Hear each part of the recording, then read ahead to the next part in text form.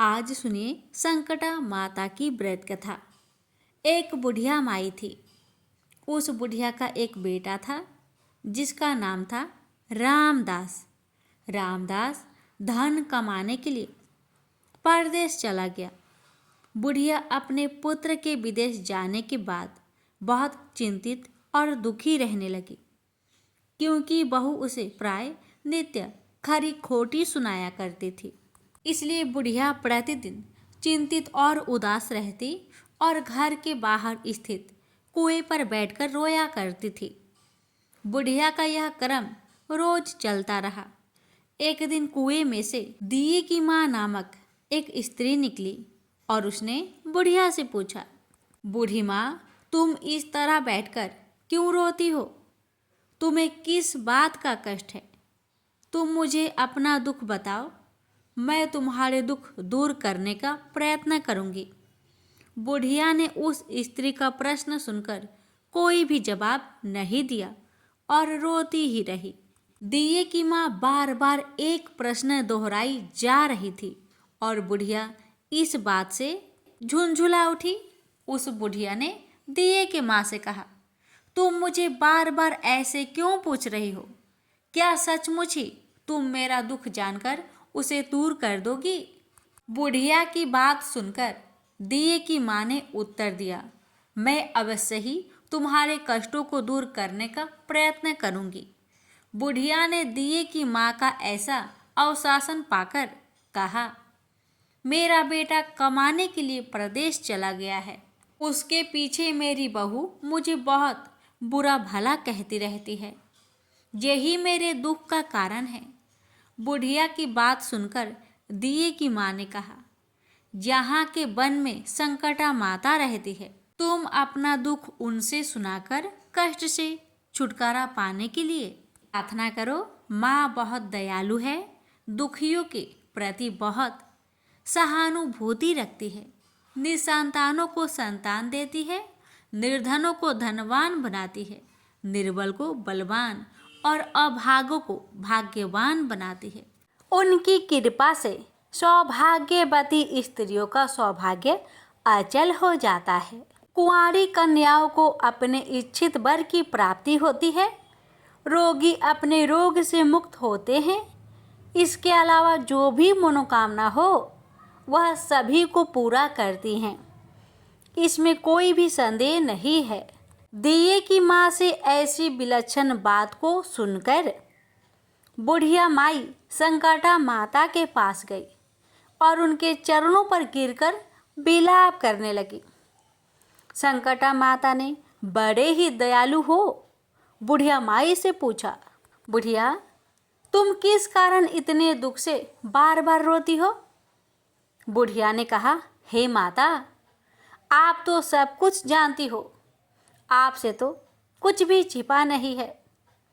आप मेरे दुख को दूर करने का आश्वासन दे तो मैं अपनी दुखद गाथा आपको सुनाऊं। बुढ़िया माई की बात सुनकर संकटा माता ने कहा, मुझे पहले अपना दुख बताओ। दुखियों का दुख दूर करना ही मेरा काम है। संकटा माता के ऐसे कहने पर बुढ़िया माई ने कहा, हे माता, मेरा लड़का परदेश चला गया है। उसके घर में ना रहने से मेरी बहू मुझे बहुत तरह तरह की बातें सुनाया करती है। उसकी बातें मुझसे सहन नहीं होती। इसी कारण से परेशान होकर मैं बार बार रोया करती हूँ। बुढ़िया माई की इस दर्द भरी कथा को सुनकर संकटा माता ने कहा, तुम घर जाओ और घर जाकर मेरे लिए मन्नत मनौती मांगकर मेरी पूजा करो। इससे तुम्हारा लड़का सकुशल घर वापस आ जाएगा। मेरी पूजा के दिन सुहागन स्त्रियों को आमंत्रित कर उन्हें भोजन कराना। ऐसा करने से तुम्हारा लड़का अवश्य ही तुम्हारे पास आ जाएगा। संकटा माता के कहे अनुसार उस बुढ़िया ने मनौती मांगकर पूजा की और सुहागिन स्त्रियों को भोजन के लिए आमंत्रित किया। परंतु विचित्र बात यह हुई, जब बुढ़िया ने स्त्रियों के लिए लड्डू बनाने शुरू किए तो उससे 7 की जगह 8 लड्डू बन गई। इस बात से बुढ़िया बहुत ही असमंजस में पड़ गई। ऐसा होने का कारण है, कहीं मुझसे गिनने में तो गलती नहीं हो रही, अथवा अपने आप 8 लड्डू बन जाने का कोई अन्य कारण है। उसी समय संकटा माता एक वृद्ध स्त्री के रूप में बुढ़िया के सामने प्रकट हुई और बुढ़िया से पूछा, क्यों बुढ़िया, आज तुम्हारे यहाँ कोई उत्सव है क्या? यह सुनकर बुढ़िया बोली, आज मैंने संकटा माता की पूजा की है और सुहागिन स्त्रियों को भोजन के लिए आमंत्रित किया है, किंतु जब गिनकर 7 लड्डू बनाती हूँ तो वे लड्डू अपने आप ही 8 बन जाते हैं। मैं इसी बात से चिंता में पड़ गई हूँ। बुढ़िया की बात सुनकर संकटा माता ने कहा, क्या तुमने किसी बुढ़िया को भी आमंत्रित किया है? बुढ़िया कहने लगी, नहीं, मैंने ऐसा नहीं किया, परंतु तुम कौन हो? संकटा माता ने कहा, मैं बुढ़िया हूँ, मुझे ही आमंत्रित कर लो। ऐसा सुनकर बुढ़िया ने उस बुढ़िया रूपधारी संकटा माता को भोजन के लिए आमंत्रित कर लिया। इसके बाद बुढ़िया के घर पर सभी आमंत्रित सुहागिनें आ पहुंची और बुढ़िया ने सबको लड्डू तथा अन्य मिठाई आदि का भोजन कराया। इससे संकटा माता उस बुढ़िया पर बहुत प्रसन्न हुई और माता की कृपा से उस बुढ़िया के बेटे के मन में अपनी माता और पत्नी से मिलने की इच्छा उत्पन्न हुई और वह अपने घर के लिए चल दिया।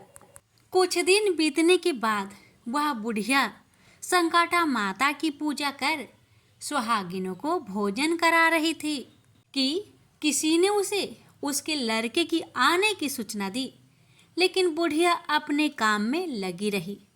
उसने कहा, लड़के को बैठने दो, मैं सुहागिनों को जिमा कर अभी आती हूँ। लड़के की बहू ने पति की आने का समाचार सुना। उसी क्षण पति के स्वागत के लिए तुरंत घर की ओर चल दी। लड़के ने अपनी पत्नी को देखकर मन में सोचा कि मेरी स्त्री मेरे प्रति कितना प्रेम रखती है, जो खबर पाते ही मुझसे मिलने आ गई, परंतु मेरी माँ को मुझ पर जरा भी प्रेम नहीं है।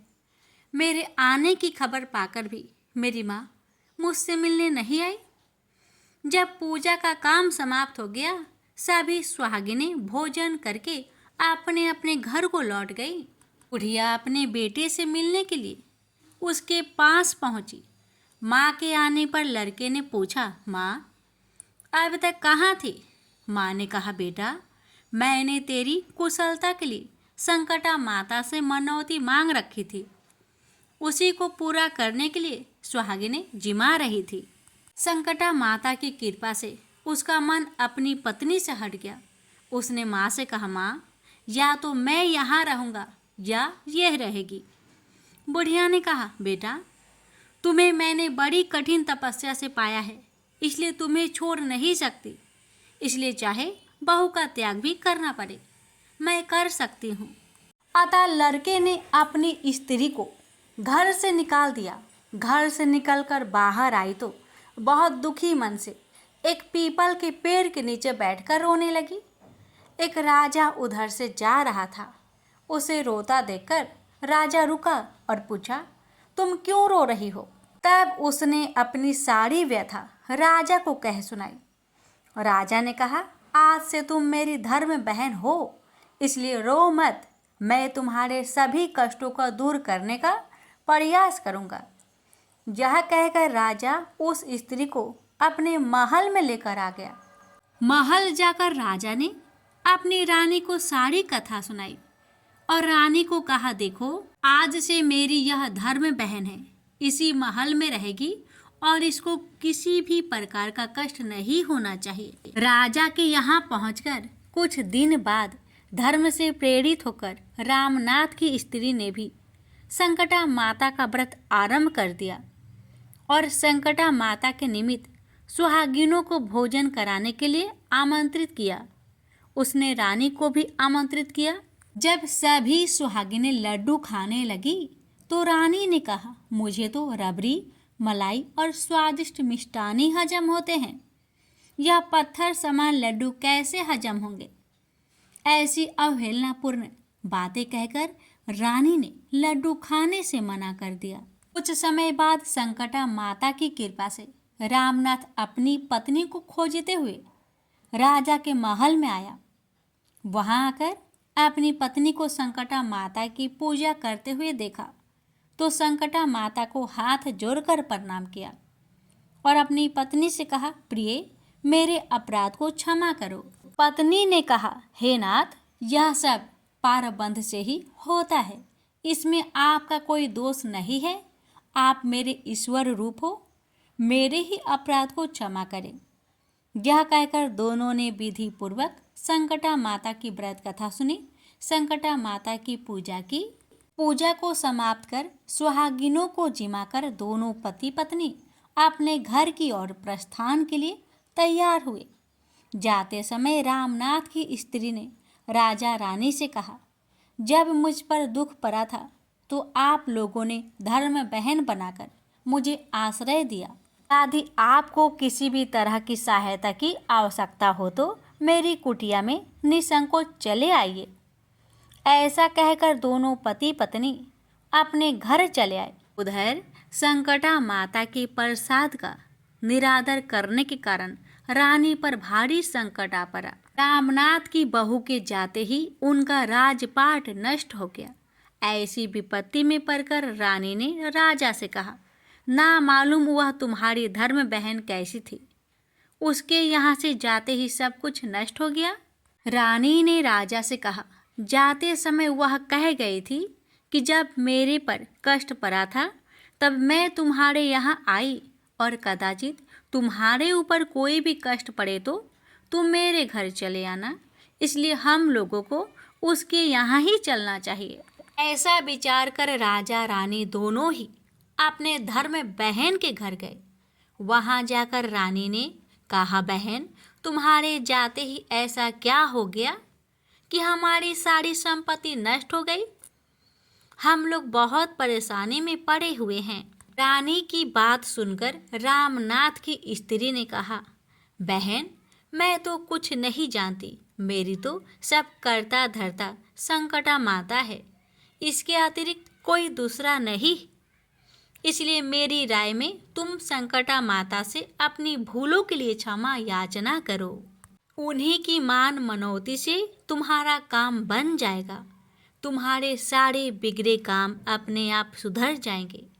रामनाथ की स्त्री की बातें सुनकर रानी ने श्रद्धा भक्ति से संकटा माता का व्रत किया और सुहागिनों को जिमाकर अनजाने में हुई अपनी सब भूलों के लिए संकटा माता से बार बार क्षमा मांगी। रानी के ऐसा करते ही संकटा माता प्रसन्न हो गई और रात में रानी को स्वप्न में कहा कि तुम दोनों पति पत्नी अपने महल को चले जाओ, वहां जाकर मेरी पूजा करना और मेरे निमित्त सुहागिनों को जिमाना। ऐसा करने से तुम्हारा गया हुआ राजपाट तुम्हें दोबारा वापस मिल जाएगा। सुबह होते ही रानी ने अपने स्वप्न की बात राजा को बताई। रानी की बात सुनते ही राजा, और मेरे निमित्त सुहागिनों को जिमाना, ऐसा करने से तुम्हारा गया हुआ राजपाट तुम्हें दोबारा वापस मिल जाएगा। सुबह होते ही रानी ने अपने स्वप्न की बात राजा को बताई। रानी की बात सुनते ही राजा उसी क्षण रानी को साथ लेकर अपने महल की ओर चल दिया। महल में आने के बाद राजा रानी ने संकटा माता के कहे अनुसार पूर्ण भक्ति भाव से माता संकटा की पूजा की और सुहागिनों को भोजन कराया। ऐसा करने से उनका बिगड़ा हुआ सारा समय सुधर गया और सारा राजपाट उन्हें वापस मिल गया और वह पहले की तरह राज्य को भोगने लगे। बोलिए संकटा माता की जय। हे संकटा माता, आपकी कथा कहने वाले, सुनने वाले, हुक्कार भरने वाले सभी के परिवार पर अपनी कृपा सदा सर्वदा बनाए रखना।